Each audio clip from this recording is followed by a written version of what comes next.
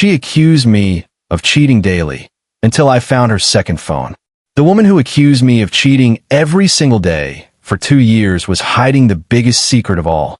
Hey everyone, before we get into the video, don't forget to subscribe and smash that like button if you want more stories just like this. Thanks for the support. I'm Marcus, 32 years old, and I'm sitting here staring at the text message that would change everything. For the past 730 days, my wife Lena had made it her mission to accuse me of cheating. Every morning started with a suspicious text. Every evening ended with an accusatory question. Who was that woman you were talking to today? Why did you come home late? You smell like perfume.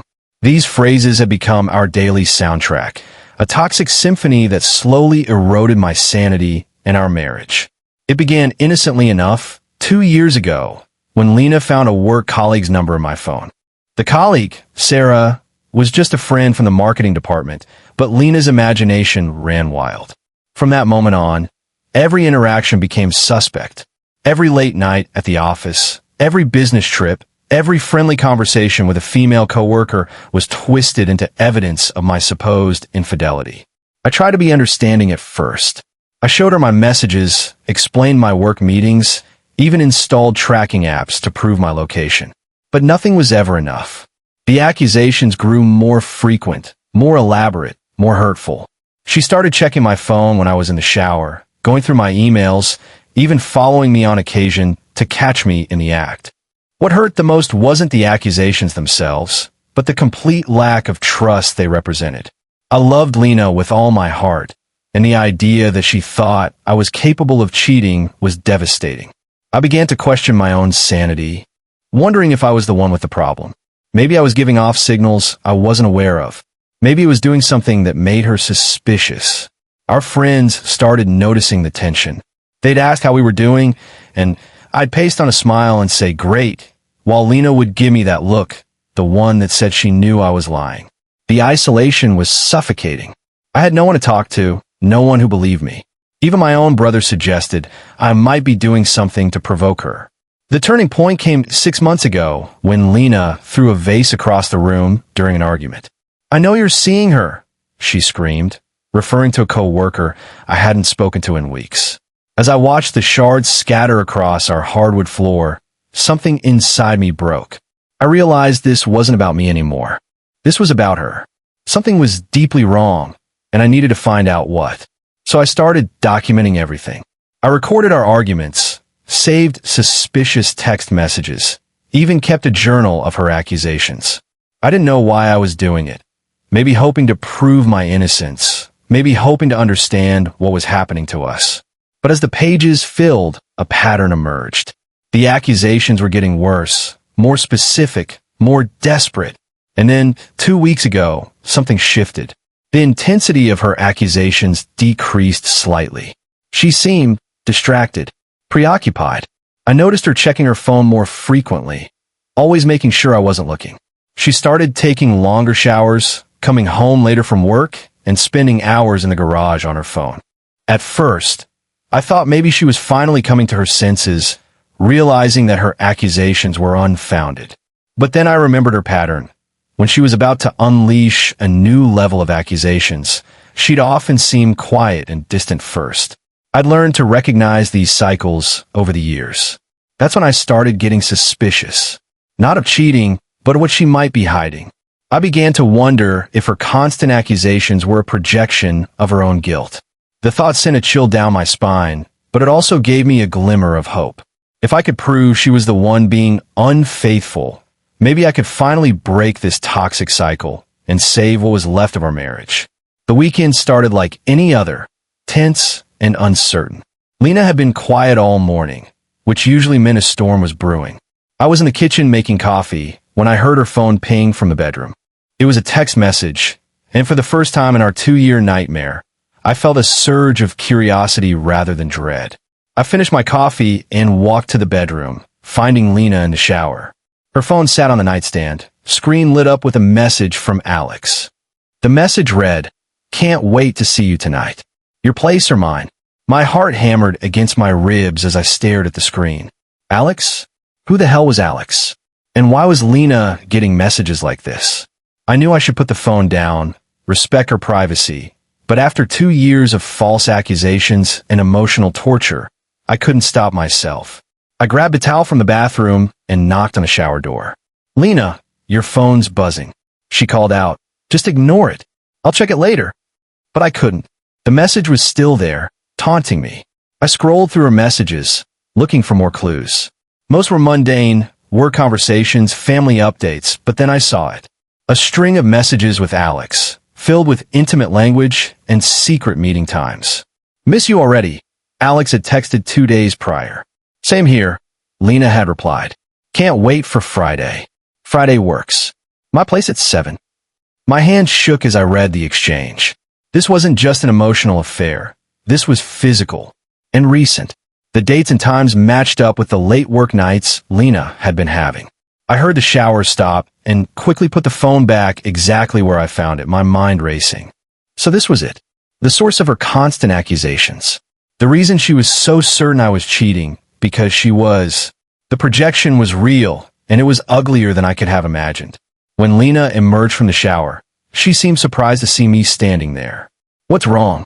You look like you've seen a ghost." I forced a smile. "Nothing. Just thinking about work." My voice came out steady, but inside I was crumbling. How could I have been so blind? How could I have spent 2 years defending myself against accusations that were rooted in her own guilt? Lena dressed quickly and headed to the kitchen. "I'm running late for a meeting," she said, grabbing her bag. "Don't wait up for dinner." As she walked out the door, I noticed something strange. She was wearing the perfume I bought her for our anniversary last year. The one she said she loved, but had lost. The same perfume I'd been accused of smelling like on countless occasions. The pieces were clicking into place, and I felt a mixture of anger and relief. Relief because I finally had answers. Anger because I'd wasted 2 years of my life being accused and doubted. But most of all, I felt a deep sadness for what our marriage had become.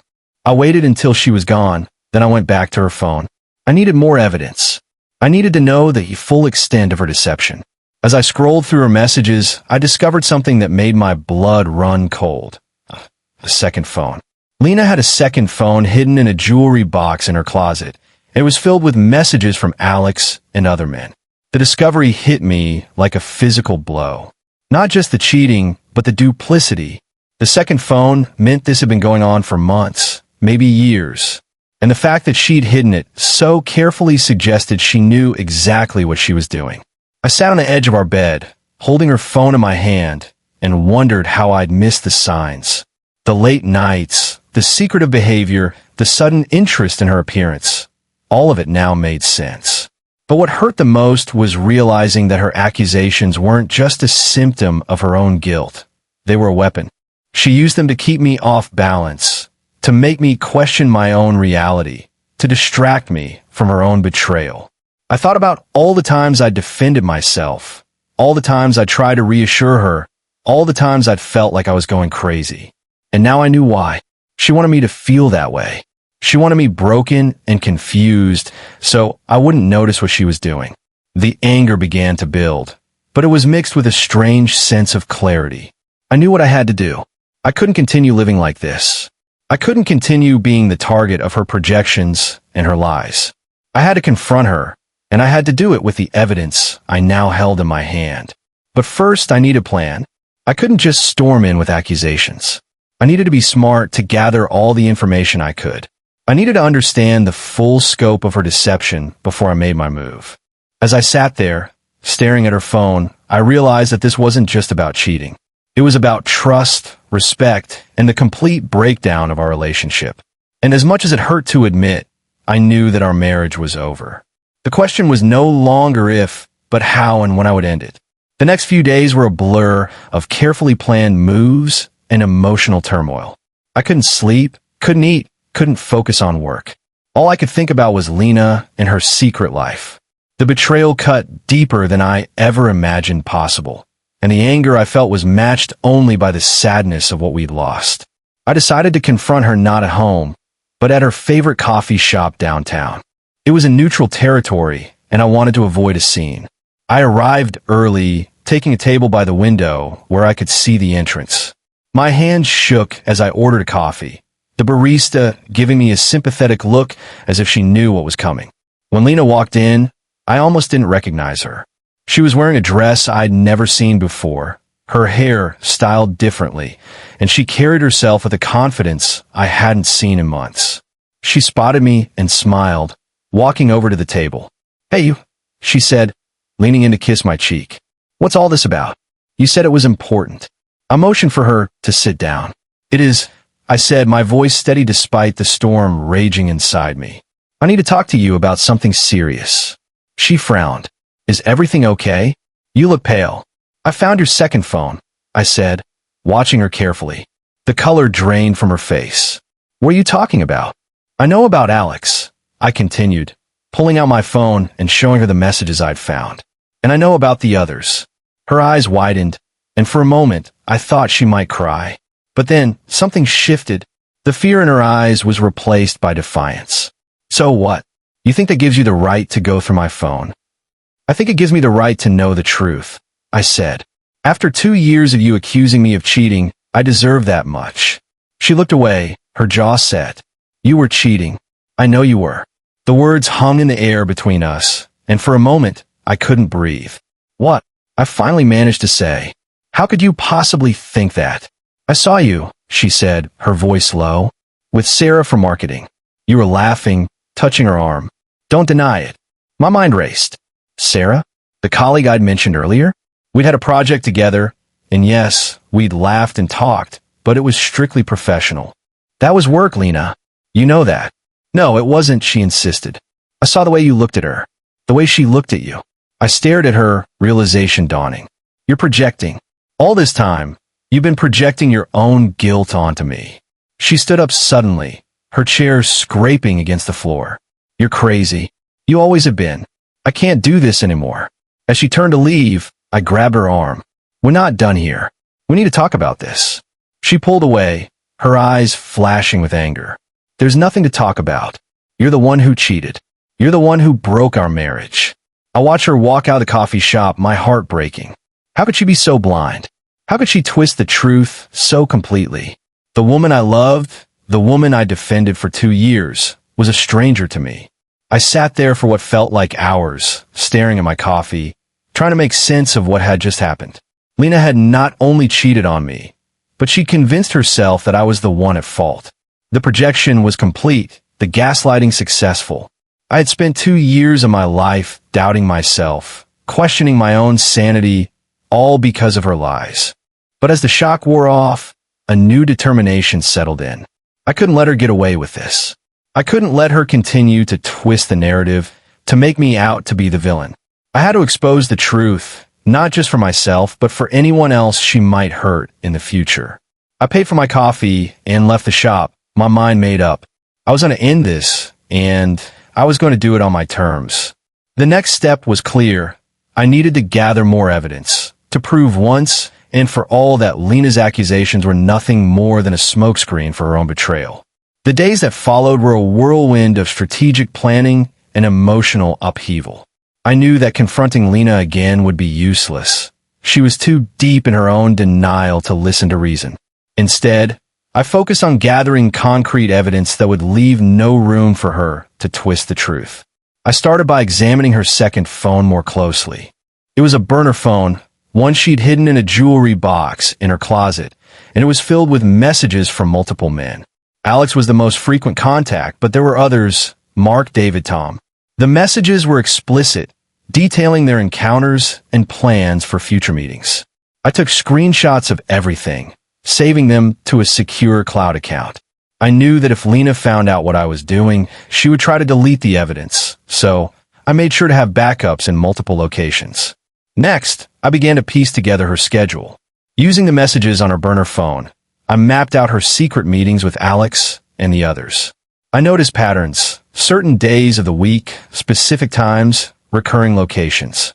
It was like she had a secret life that I knew nothing about, a life that existed parallel to our marriage. I also started keeping a journal, documenting every lie she told, every accusation she made, and every piece of evidence I found. I knew that when the time came to confront her, I would need to be prepared to have all my facts straight. The hardest part was dealing with the emotional fallout. I found myself alternating between anger and sadness, between a desire for revenge and a longing for the woman I once loved. I couldn't sleep, couldn't eat, couldn't focus on work.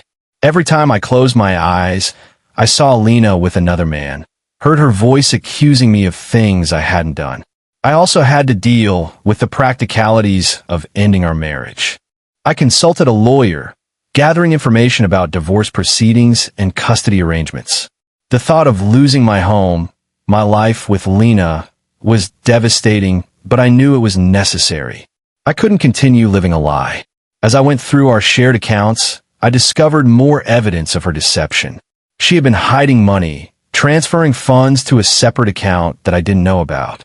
She had been lying about her expenses, about where she was going, about everything. The more I learned, the more I realized how deep her betrayal ran. This wasn't just about cheating. It was about a complete breakdown of trust, a fundamental violation of our marriage vows. Lena hadn't just cheated on me. She had lied to me, manipulated me, and tried to destroy my sanity. I also reached out to some of her friends, hoping to get more information. One of them, a woman named Maria, was surprisingly candid. Lena's been going through a rough time, she said. She's been acting strange lately. I pressed her for more details, and Maria confided that Lena had been distant, secretive, and had been spending a lot of time with a new group of friends. I think she's trying to escape from something, Maria said, but I'm not sure what. I thanked her and hung up, my mind racing. Lena was trying to escape from the guilt of her own actions, from the reality of what she had done. And she was using me as a scapegoat, projecting her guilt onto me to avoid facing the truth. The more I learned, the more determined I became to expose her. I couldn't let her get away with this. I couldn't let her continue to twist the narrative, to make me out to be the villain. I had to end this, and I had to do it on my terms.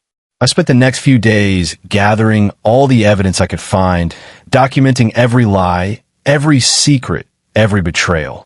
I knew that when the time came, I would be ready. I would have the proof, the facts, the truth. And then I would confront her one last time. Not to argue, not to fight, but to end it. To walk away from a marriage that had been built on lies and deception. And to start over, free from the shadow of her accusations and her guilt. The confrontation came sooner than I expected. Lena had been acting strange all week, more distant and preoccupied than usual. I knew something was up, but I couldn't have predicted what happened next. It was a Tuesday evening, and I was working late when I got a text from her. "Can you pick up some milk on your way home?" she asked. I agreed, thinking nothing of it. But when I got home, the house was dark. I called out her name, but there was no answer. I checked the bedroom, the bathroom, the kitchen, empty. A sense of dread washed over me. Where was she? I went to the garage, thinking maybe she was there, and that's when I saw it. Her car was gone, and so was her second phone. The jewelry box where she kept it was open, the phone missing. Panic set in. I called her, but it went straight to voicemail. I texted her, but no response. I started to pace, my mind racing. What was happening? Had she found out that I knew? Was she running away? I spent the next few hours calling her friends, checking hospitals, even the police. But no one had seen her. I was starting to think the worst, that she had left for good, that she had taken everything and disappeared. Just as I was about to lose hope, I got a text from an unknown number. It was Lena. "Meet me at the park," it read. "Don't tell anyone." My heart hammered against my ribs as I read the message. What did she want? Why the secrecy? I knew I had to go, to face her, to get answers. I drove to the park, my hands shaking on the wheel. When I arrived, I saw her sitting on a bench, looking small and vulnerable. She was wearing the same dress she'd worn to the coffee shop, and her eyes were red from crying. "Marcus," she said, standing up. "I'm so sorry." I stared at her, my mind blank. "Sorry for what?" "For everything," she said, her voice breaking. "For the lies, for the accusations, for the pain I've caused you." I took a step back, shocked. This was not the Lena I knew.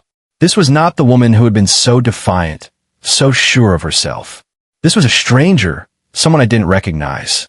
"I found your phone," I said, my voice steady. "I know about Alex. I know about the others." She nodded, tears streaming down her face. I know. I'm so sorry. I never meant for it to happen. It just did. I stared at her, trying to process what she was saying. What? I asked, my voice barely above a whisper. Why did you do it? She looked away, her shoulders slumping. I don't know. I was lonely. I felt invisible. You were so busy with work, so distant. I just wanted to feel wanted again. The words hung in the air between us, and for a moment, I felt a flicker of sympathy. But it was quickly replaced by anger. So you cheated on me? You lied to me? You tried to destroy my sanity. She flinched, as if I'd hit her. I know I hurt you. I know I was wrong. But I'm trying to make it right. I'm trying to be better. I shook my head, my heart breaking. There's no making this right, Lena.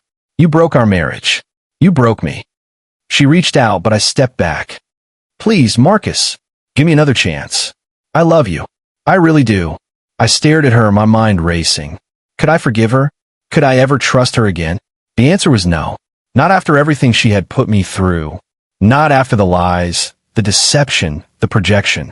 I can't, I said, my voice firm. I can't forgive you. I can't trust you. I can't be with someone who would do this to me. She started to cry, her sobs echoing in the quiet park. Please don't leave me. I'll do anything. I'll go to therapy. I'll change. I'll be better. But it was too late. The damage was done.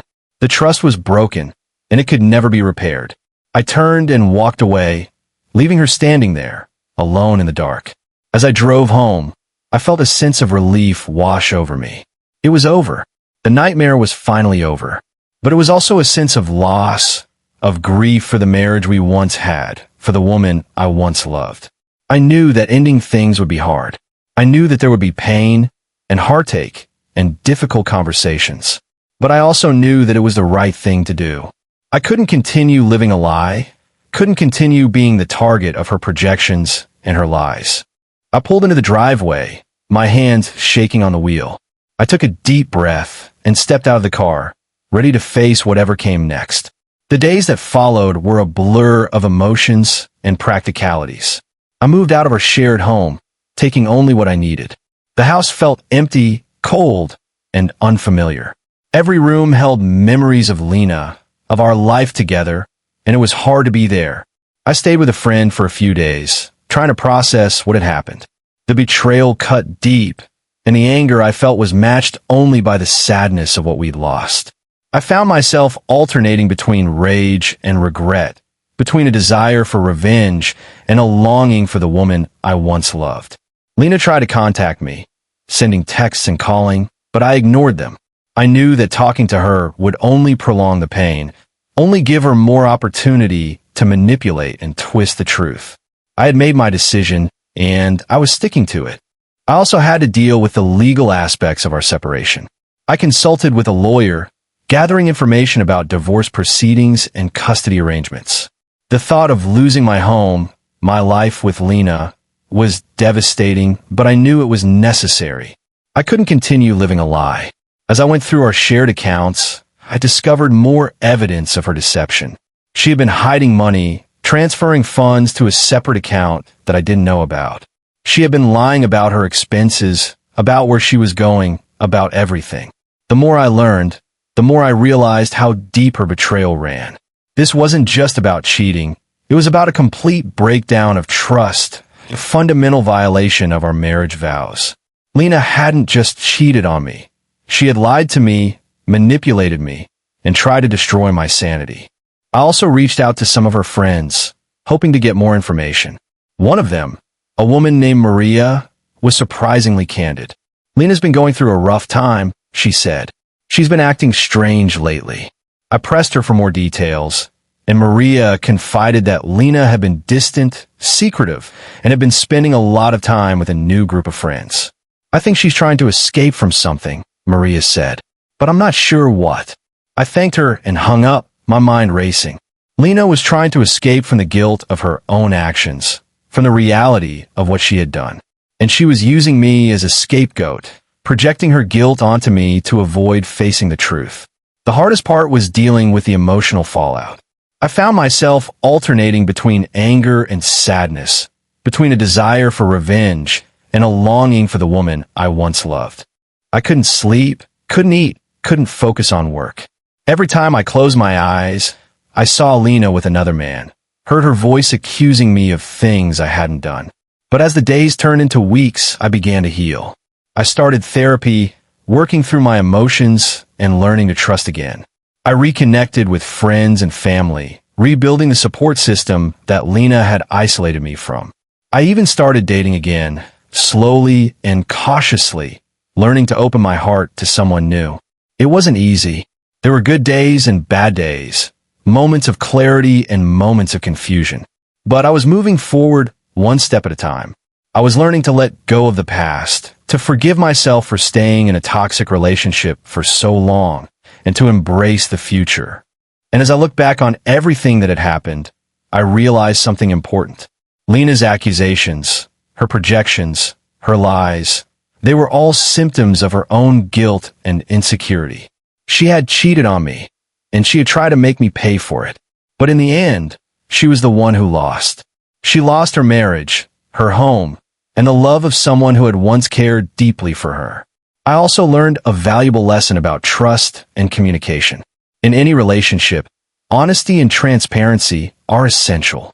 Without them, the foundation crumbles and the relationship falls apart. I vowed to never let myself be in that position again, to never ignore the red flags, to never stay in a relationship where I felt unsafe or untrusted. As I sit here now, writing this, I feel a sense of peace. The nightmare is over, and I am free. Free to love again, free to trust again, free to be myself. And though the pain of Lena's betrayal will always be a part of me, I know that I am stronger for having gone through it. I know that I am wiser, more aware, and more capable of building a healthy, happy relationship in the future. The road ahead is long and uncertain, but I am ready. I am ready to leave the past behind and embrace the future, one step at a time. 6 months have passed since Lena and I ended things, and though the pain still lingers, I can finally say that I am healing. The nightmare is over, and I am free. Free to love again, free to trust again, free to be myself. I've moved into a new apartment, a small but cozy space that feels like mine. I've decorated it with things that make me happy. Photos of friends and family, books I love, art that speaks to me. It's a space that reflects who I am, not who I was in our marriage. I've also started dating again, slowly and cautiously. I met someone named Chloe, a kind and caring woman who makes me laugh and who listens when I talk. She knows about my past, about Lena and the accusations, and she doesn't judge me. She understands that healing takes time, and she's willing to wait.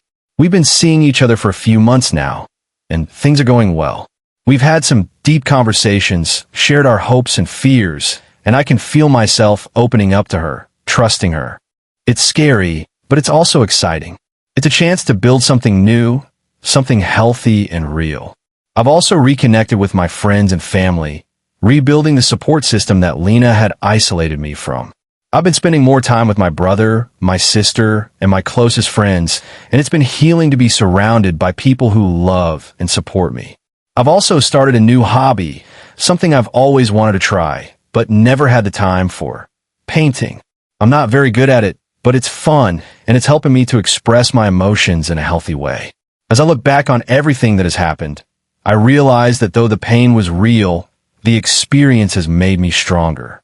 I've learned to trust my instincts, to set boundaries, and to walk away from toxic relationships. I've learned that self-care is not selfish, but essential.